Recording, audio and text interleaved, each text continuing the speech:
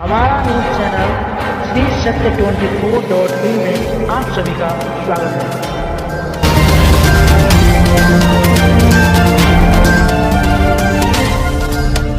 आप देख रहे हैं श्री सत्य 24.in, जनता की आवाज आप तक। आज पटना के एएन कॉलेज में 22वें Shri SN Sinha memorial lecture में हिमालय क्षेत्र की शांति स्थापना की संभावना पर चर्चा हुई। मुख्य वक्ता थे संघाई विश्वविद्यालय के associate professor doctor Rajeev Ranjan ji. Patna से श्री सत्येंद्र कुमार की रिपोर्ट। श्री सिन्हा के तैलचित्र पर माल्यार्पण से कार्यक्रम प्रारंभ हुआ। जो मंच पर बैठे हैं, अनुग्रह बाबू के तैलचित्र पर श्रद्धा सुमन अर्पित करें। बिहार विभूति अनुग्रह बाबू स्वतंत्रता सेनानी, शिक्षक तथा राजनीतिज्ञ थे। इस महाविद्यालय का अस्तित्व उन्हीं का देन है। अब हम विधिवत रूप से इस कार्यक्रम का शुभारंभ दीप प्रज्वलन द्वारा करेंगे।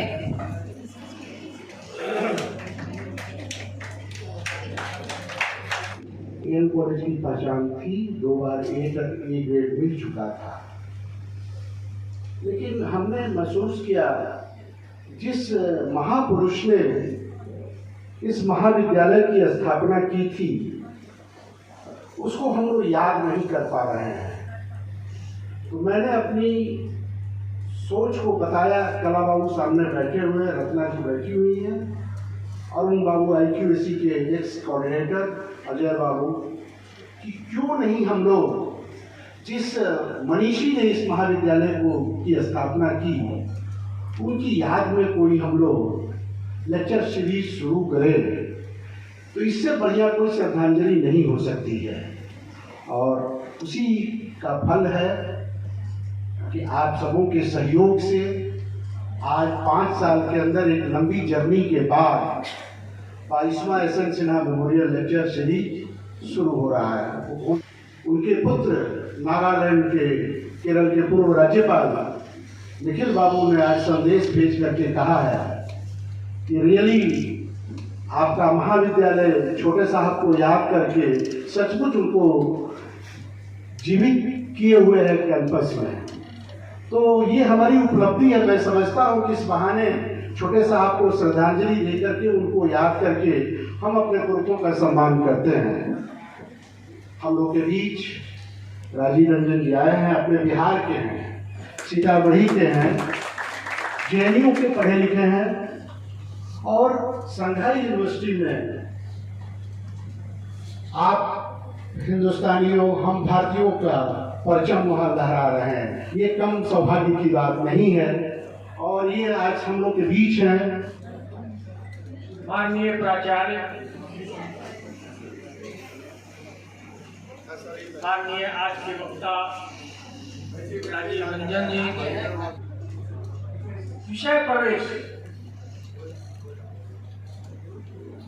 विषय प्रवेश में मुख्य रूप से है इंडिया चाइना। तो इंडिया और चीन, भारत और चीन का संबंध कोई नया नहीं। हमारा संबंध 2000 वर्ष के लगभग से है। और आज जितना बुद्धिज्म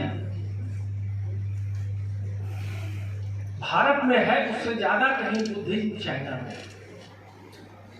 और थोड़ा आगे बढ़े तो 1950 जब भारत ने चाइना को रिकॉग्निशन दिया ताइवान की जगह। वॉर नहीं, उससे पहले वॉर जो है वो पहले 2 दशकों से चलता आ रहा है। अब देखिए, हिमालय हम जाते थे, महाभारत के शांति पर उसमें भी बोला गया हुआ है कि कैसे आप करें। तो यहाँ पे जो है तो महाभारत में सबसे लास्ट क्या हमने कभी बाउंड्री खींची, लाइन खींची? हमारे सिर्फ भगवान जो है वो कहाँ रहते हैं? अब उस समय चाइना रहा होगा, पासपोर्ट दिया होगा वो। आज क्या किया हमने? पहले पूरा लैंड कोई भी जा सकता है। तो पहले जो अगर इसको एकेडमिक टर्म्स में देखें तो ये पहले जो हमारा जो सोवरेनिटी है, जो संप्रभुता है, वो आदमियों पे होता है। हमने क्या किया, उसको टेरिटोरी से जोड़ दिया, और हमने नहीं किया। ये जो है यूरोपियन सभ्यताएं जो है उन्होंने क्यों किया, तो आप देखेंगे तो यूरोप जो है छोटे छोटे कंट्रीज है, 200 साल तक आपस में लड़ते रहे, क्योंकि वो डिफरेंट हमें लगता है सारे यूरोपियन एक है, ऐसा है नहीं। बहुत आंतरिक मतभेद है, लड़ते रहते थे। उन्होंने 1648 में उन्होंने एक संधि की, वेस्टफेलियन, आप लोगों ने पढ़ा होगा अंतर्राष्ट्रीय संबंध। तो उन्होंने पहली बार उन्होंने क्या किया, अब जो है टेरिटोरी को बांध दिया।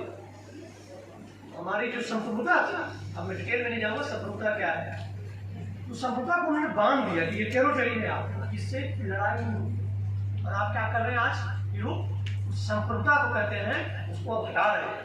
अब यूरोपियन यूनियन किस है ना, यूरोपियन यूनियन वो क्या है, जो हम 18वीं शताब्दी में जो पहले हम थे, हमारी सिविलाइजेशन स्टेट थी, कहीं कोई बॉर्डर नहीं था।